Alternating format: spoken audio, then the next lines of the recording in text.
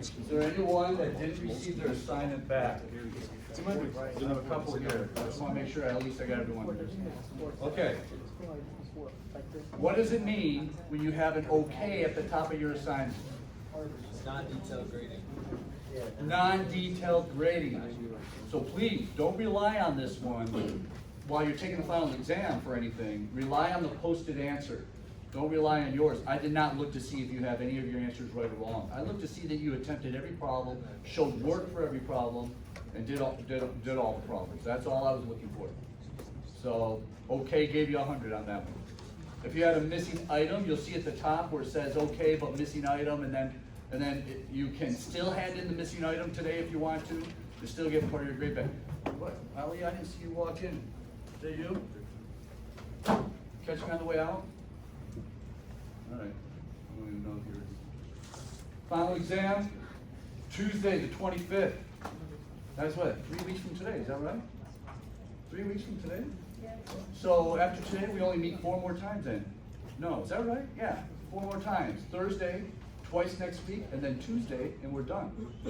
So you have homework that's due this Thursday, which is week 12, week 13's homework, and then we haven't discussed what's happening with week 14's homework yet. Haven't figured it out yet.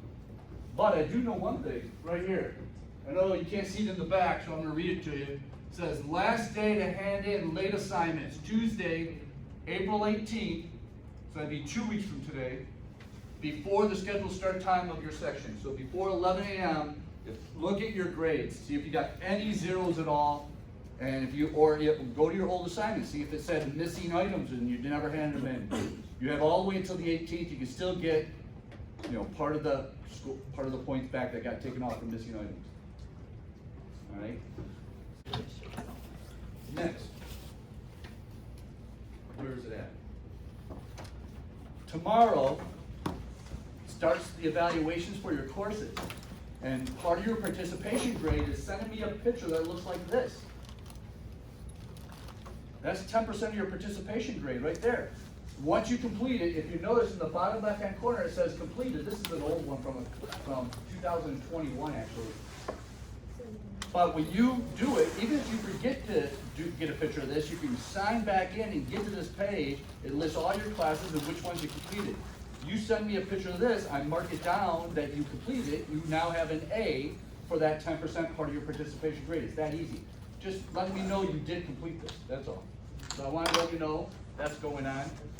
Like I said, if you forget, you did the evaluation, I don't know how long you get, 2 weeks to do it. Don't procrastinate.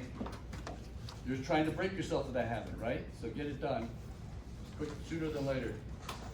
All right, next. This week's instructions again, you saw them Thursday last week, but here they are again. I'm reminding you your homework's due in 2 days. What else do we have down here? Nothing. That's it, just remind you your homework in 2 days. But here's your homework, let's take a look at it. We have 1, 2, 3, 4, A and B. Very similar to last week. And what I mean by similar is that A, you're manually solving for Z. You're giving the norm S equation and not using the Z chart. And then B, you're using norm dot distribution and give that equation and result.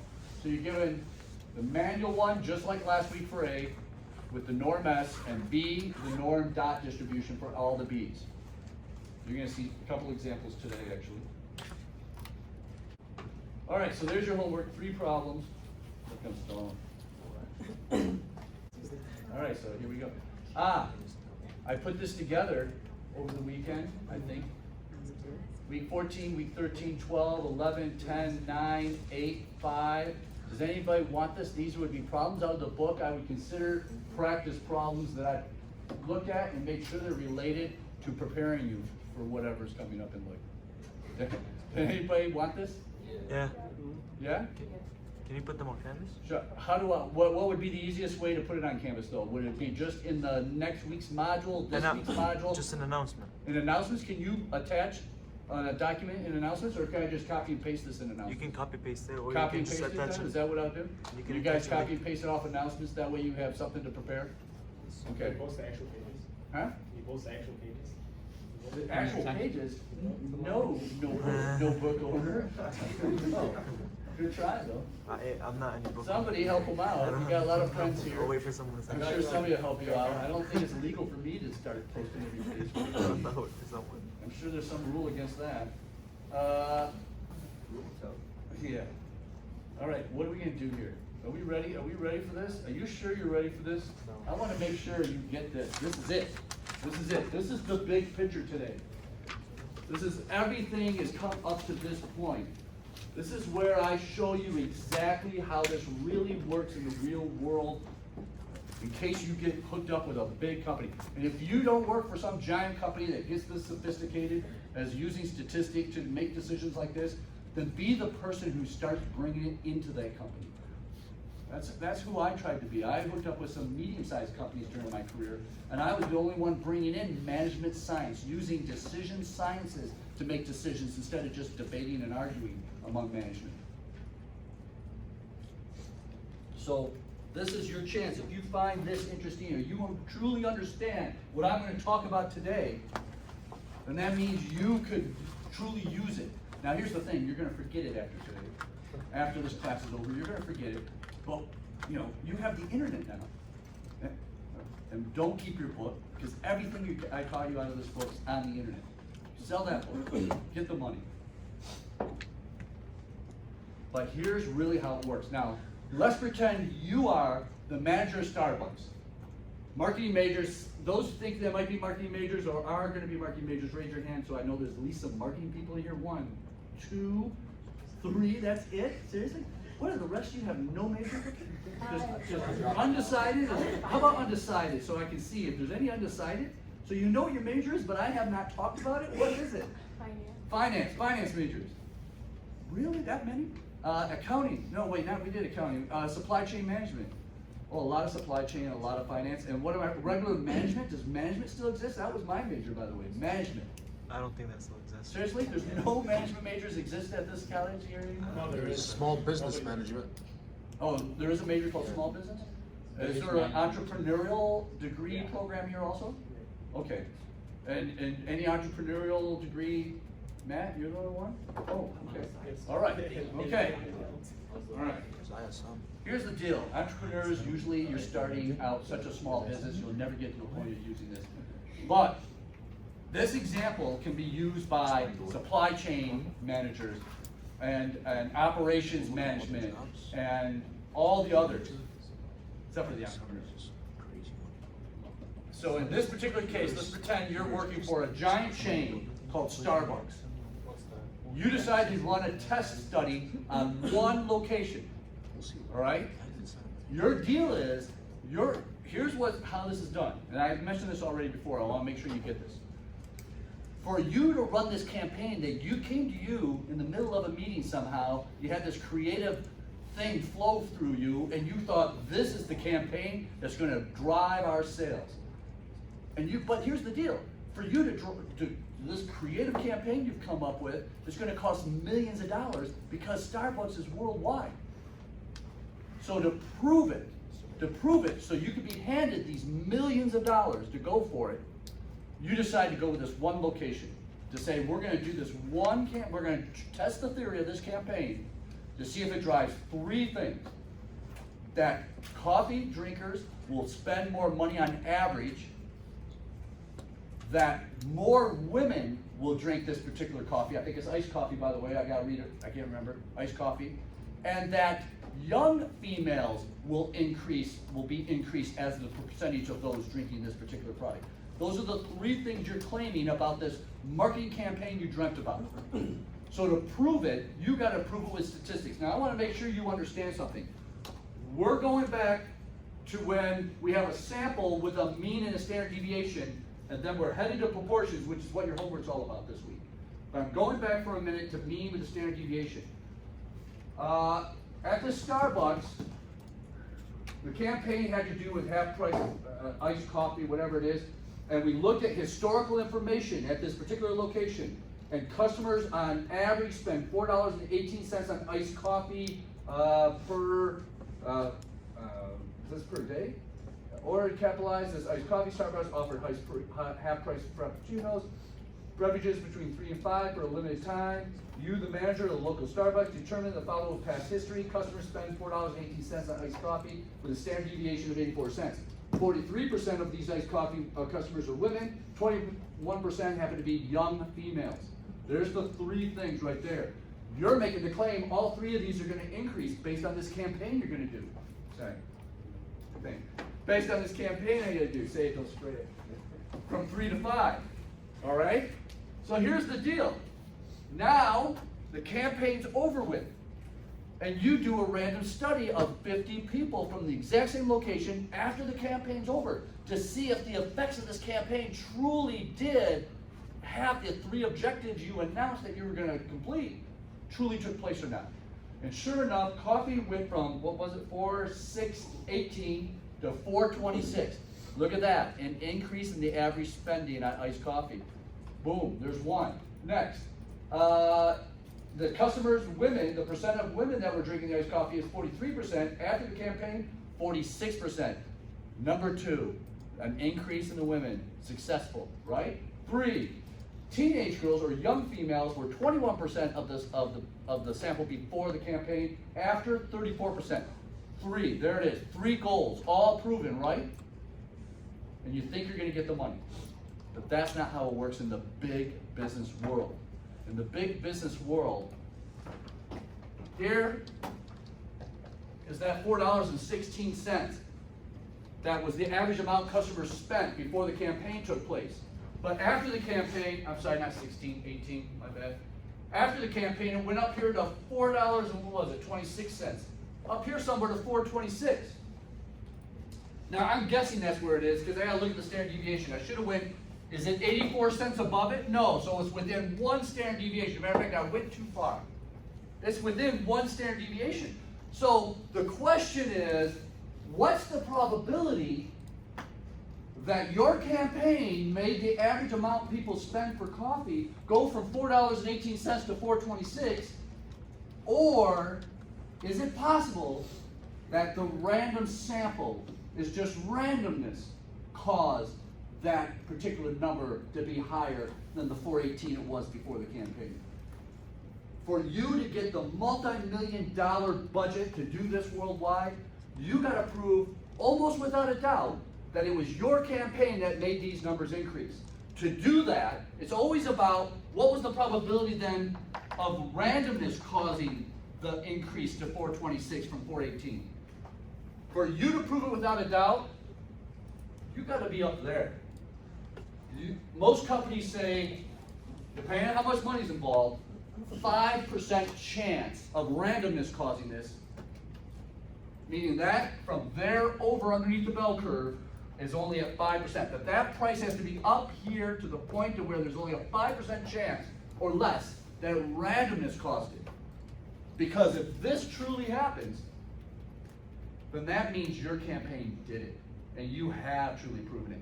For this one particular item, that the amount spent on coffee on average went from 418 to 426. You with me? Everybody with me right now still? Everybody's with me. You guys get a lot of yeses. You're with me. Here's the calculation. We're being asked about $4.26 or above. What's the probability of that happening with a random sample of 50 customers after this campaign took place? When before the campaign they were spending 418. 426 minus 418 is 8 cents. The standard deviation was 0.84 cents divided by the square root of 50. Where's my calculators? Where's my calculators? A couple of people here. 0.08 divided by 0.11879.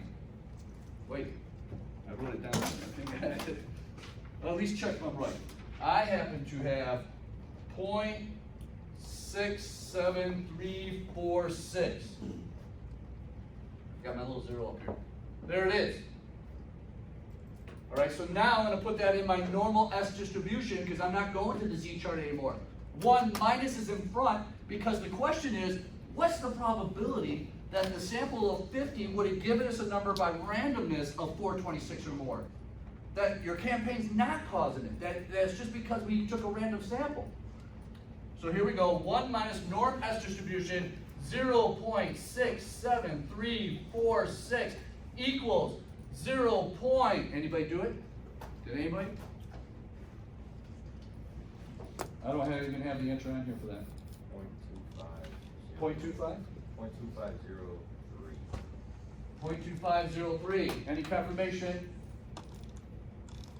It says you're correct. Ready? 25%.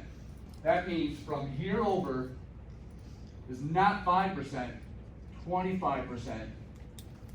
Your campaign may not have caused the average price someone's spending on iced coffee to go up. This is how research is done. When you hear that research is done and that they're proving that something, that they made this discovery and research, they're not going to make that announcement unless the research proved that that random sample was way out here in one of these tails. Way out here. And I want to make sure you understand something. Business, yes, we talk about 5% or 10% even some businesses that to prove that your campaign really did it, maybe be in the 10% or 5% up here. But if we're talking about a drug that's going to be human consumption, it's always 1% or less. Your random sample has got to be way there for the FDA to approve that drug for human consumption. Your clinical study's got to prove that that drug's truly doing what you're claiming it's going to do without a doubt. And if we're talking about a vaccine, we're down here in the 0.01% chance that it has to be that vaccine that's causing this random sample of people compared to this placebo that this other group is taking. They have far less deaths. They have far less symptoms. What's going on? It's so far off the chart that it proves that the vaccine was doing it. That's what research does. U of M Ann Arbor is the one who did some of the research on the vaccines. They had to get, now I'm not saying, I leave it up to you whether you take the vaccine or not. I'm just trying to get you to understand how research works. That when research, now here's the deal. For somebody to get published and to be able for you to hear on the news about this research, someone else has to duplicate their method. How they pick the random, remember that process I said? When you figure out which way you're going to do your random sample, every one of them have to have equal chance. That's all in the write-up when someone's research gets published. How they did their random sample, how they came up with the numbers they came up. And then someone else has to duplicate that process. And they have to come out with similar results. Or it never gets published, never gets approved by the FDA, none of that happens. That's how strenuous research really is. In business, it's not so strenuous. Business is saying, hey, let's prove the marketing campaign did it. Let's get it up here. Let's be in the 5% or 10% if they're real lenient. If your campaign is proven that it's the one causing this increase in money, that money's being spent, we're handing this millions of dollars to you, and you do this campaign nationally. You go to it because you proved it. But they may even say, and if we're talking about millions and millions, they'll say, let's do a second location to make sure before we do this. Let's do it. Now let's go to Dallas. Let's do the same campaign. Let's test those stores before and after the campaign. And if it does it again and you're in that top 5% again and it wasn't randomness, the money's yours. That's it. That's how you prove it. That's how you get the budget. So if you want to go by formula, so the only two factors that would affect that would be Before, the ads, which is for 20. what we're being asked of, like for And example, the then $4.26. And then how many people in the sample? How many people in the sample, and what was the result, the mean before? So It's called we got- before and after, before after. So if we got like 100 people, we would have been in a different percentage. That's right. Because the odds of it happening, the odds of this happening by luck, by randomness with 100 are much slimmer than this happening with 50.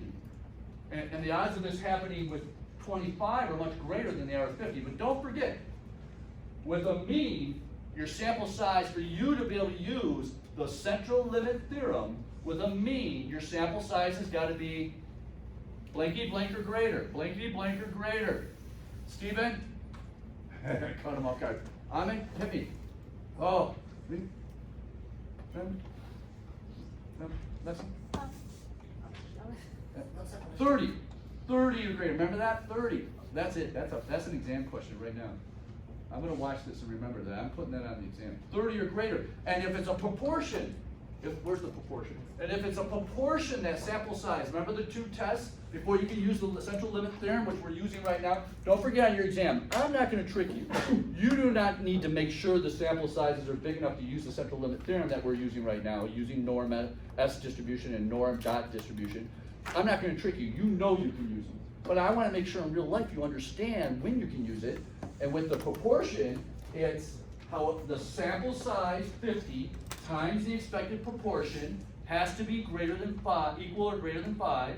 And then the sample size 50 times the opposite of the proportion, 1 minus the proportion, has to be equal to or greater than 5 also. Both of those have to be true for the central limit theorem with proportions to be applicable.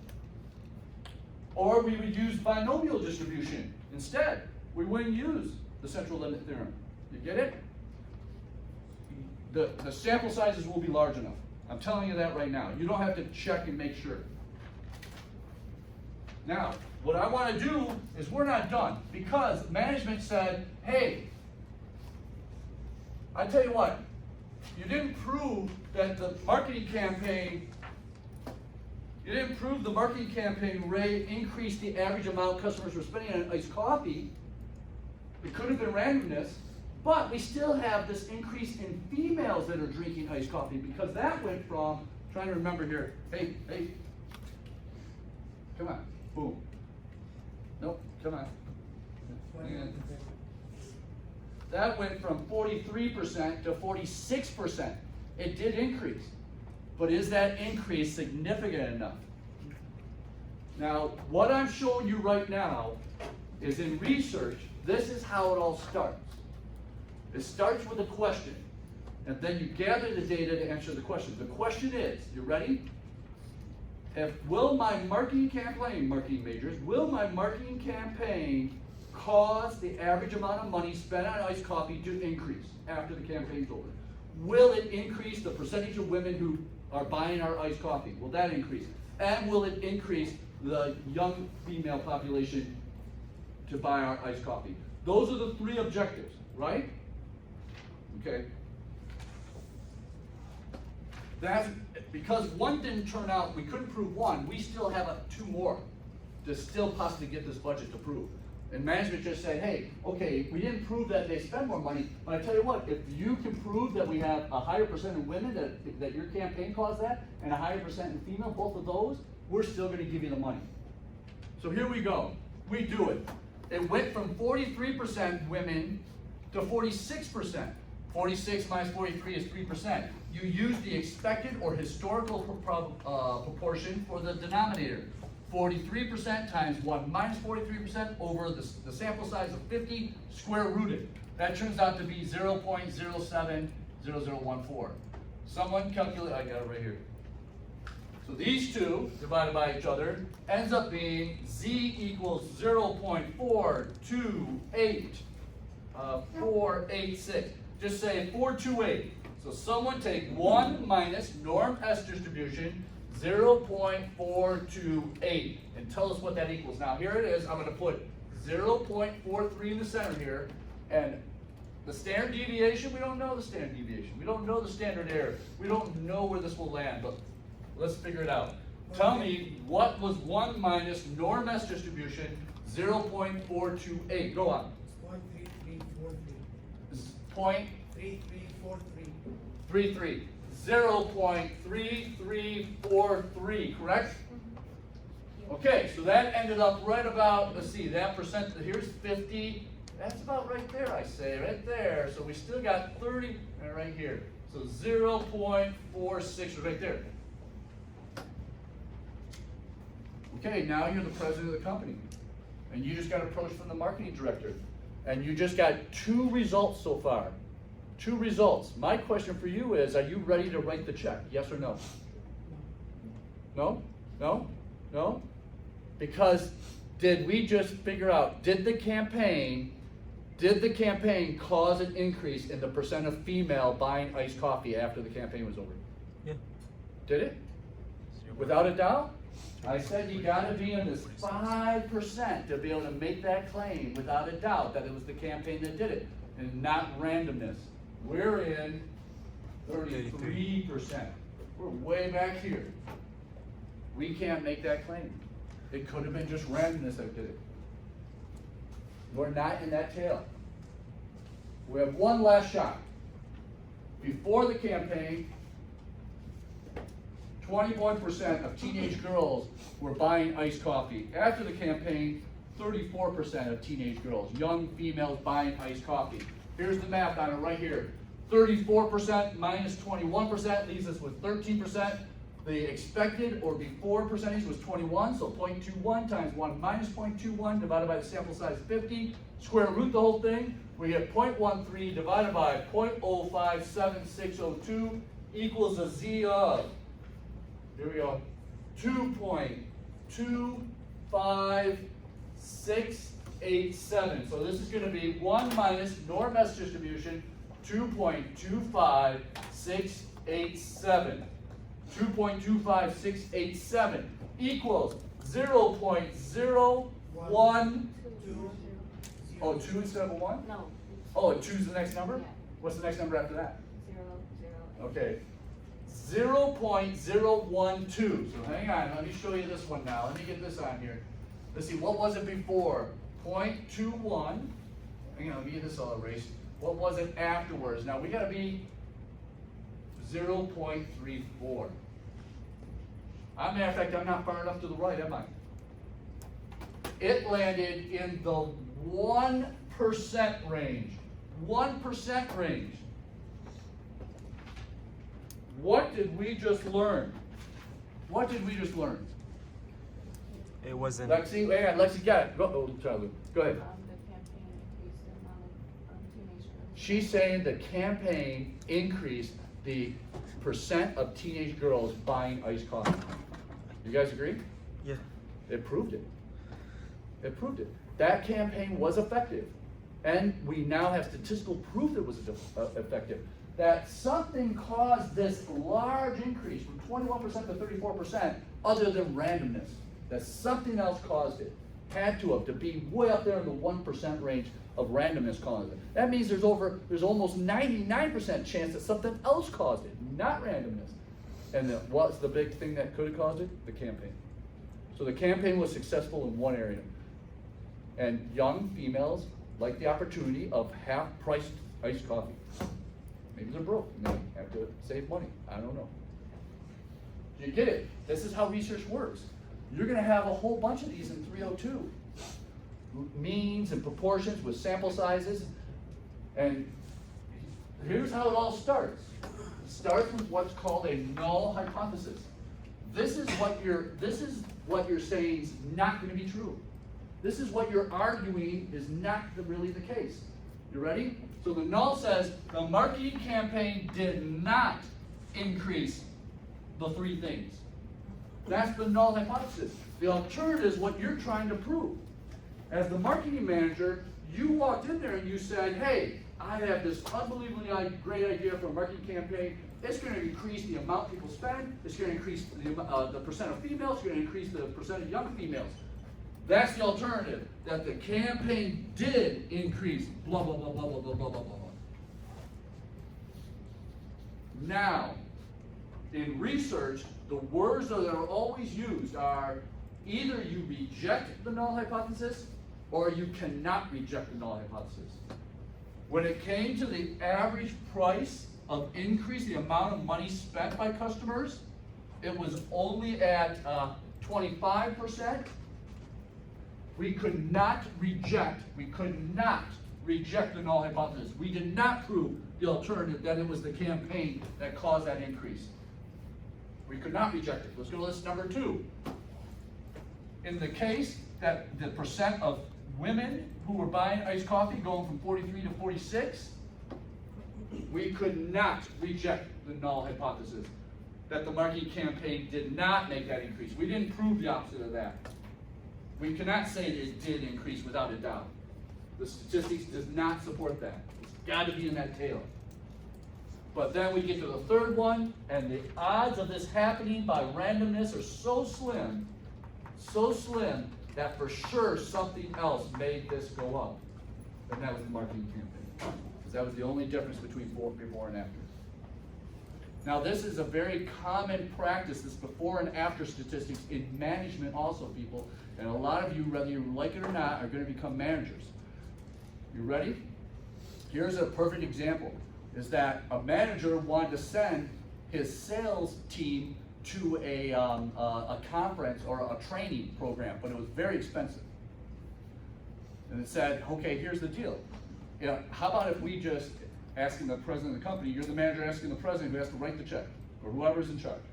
Hey, I just want to send then 2 employees, and what we'll measure is the number of complaints, or the number of successes, or whatever it is, whatever things they said would change because of this training.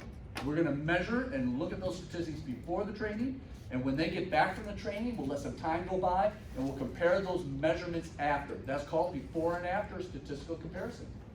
And if the numbers are so different for those 2 employees after they went through that training, far less complaints or whatever it is you're measuring, far more closing of sales, whatever you're measuring, if they're so different after the training, you've proven that the training was effective. And now you're getting all the money for all those thousands of employees that you're managing that are within the country. That's how you get the money, is you prove that it works using statistics. For big companies, this is how it works, you guys. Is using statistics to get the money. Okay, so now, real quick, we gotta finish these equations. The norm dot distribution. We haven't done it for any 3 of these. Please help me on this.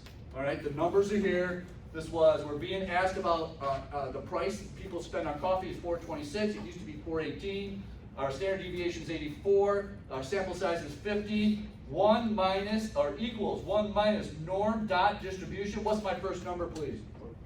426, very good. What's my second number? 418, very good. I'll do the third one.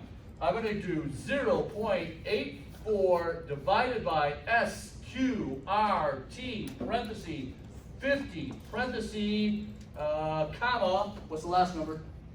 Oh, come on, what's the last number? 1. Yeah, you guys. So obvious, right? So obvious. Okay, there's that one. We're going to do the proportion now.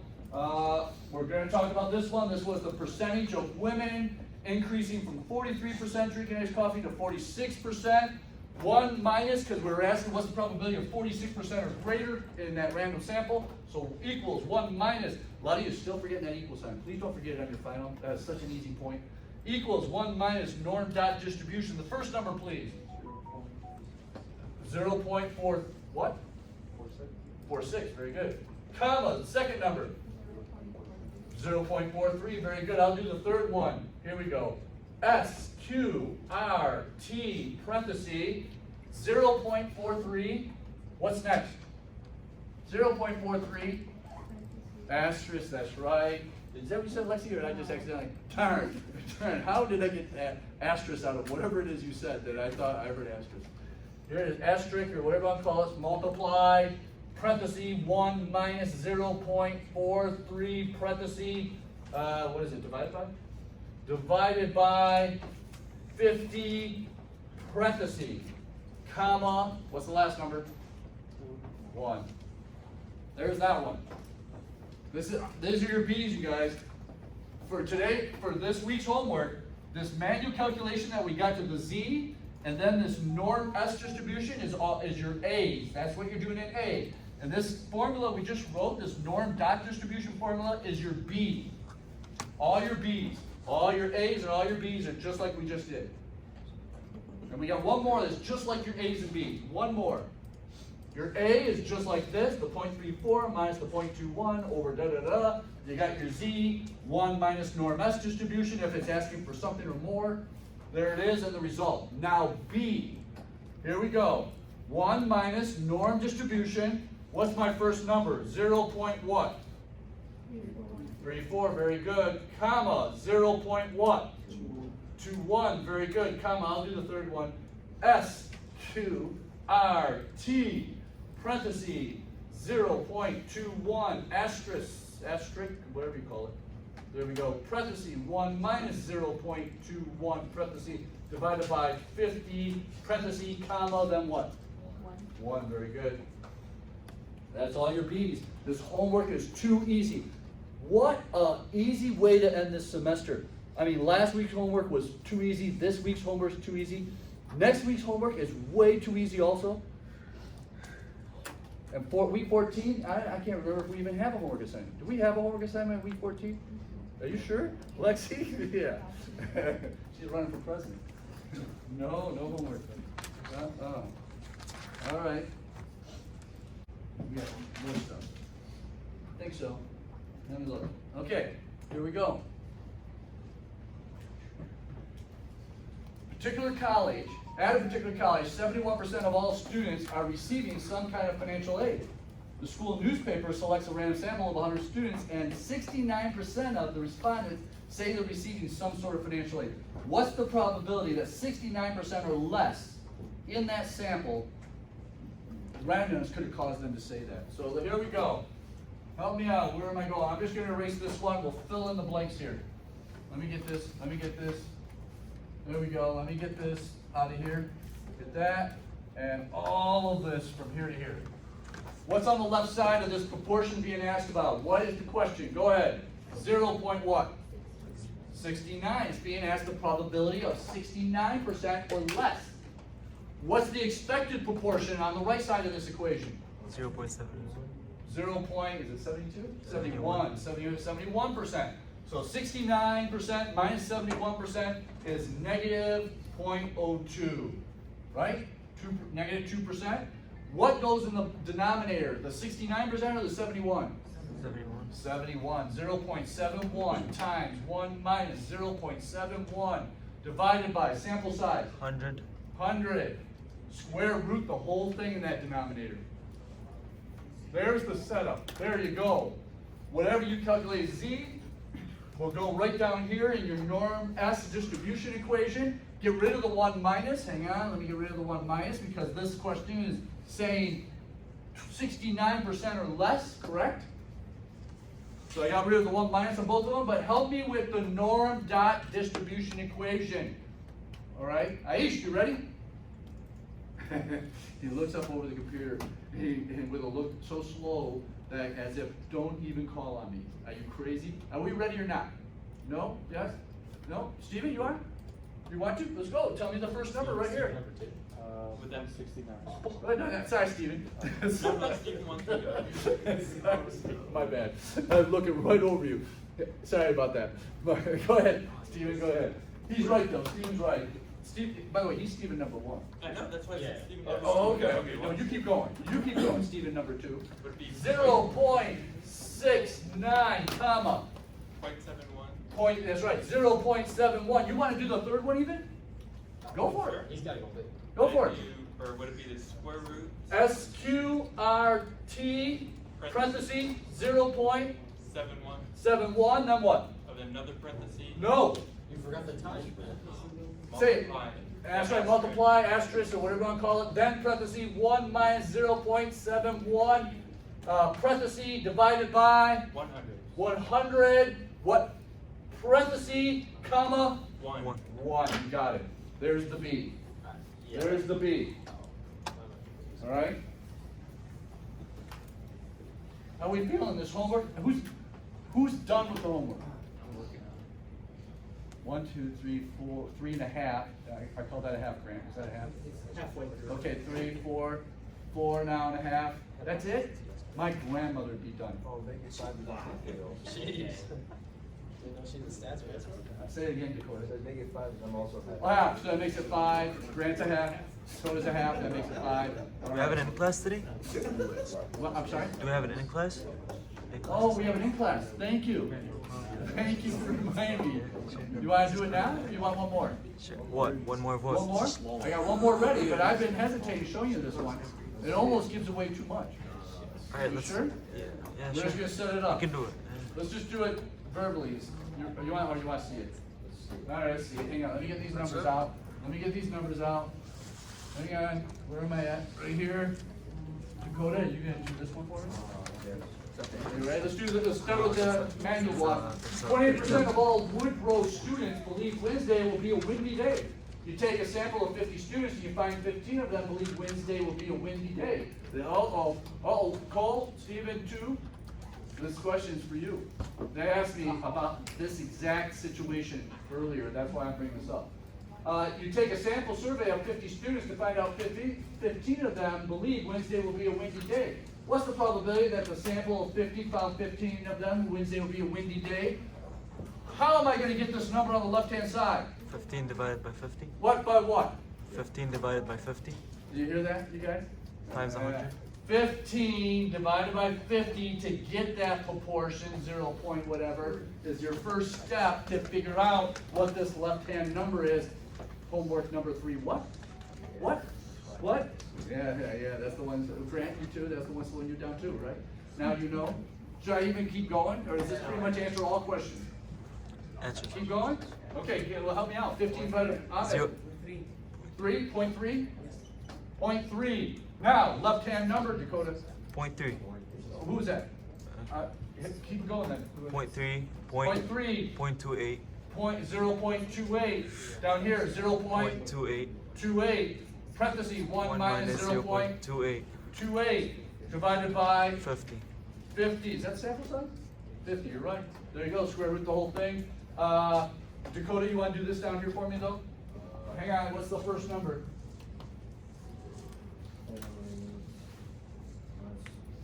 0.28. No. Or 0.3. Yes. good recovery. Then 0.28. Then, now here's the hard one, hit me. SQ, RT, parentheses, 0.28, asterisk, very good. Did you hear that, Stephen, too? Did you hear him? Go ahead. Parentheses, 1 minus 0.28, parentheses, divided by 50, parentheses, comma, 1. Very good. Very good. You guys got it. This homework's too easy. You've never had an easier class in your life. I don't think that. I'm mad. How about that? You've never had an easier numbers class in your life since elementary. I don't know. I'm making things up.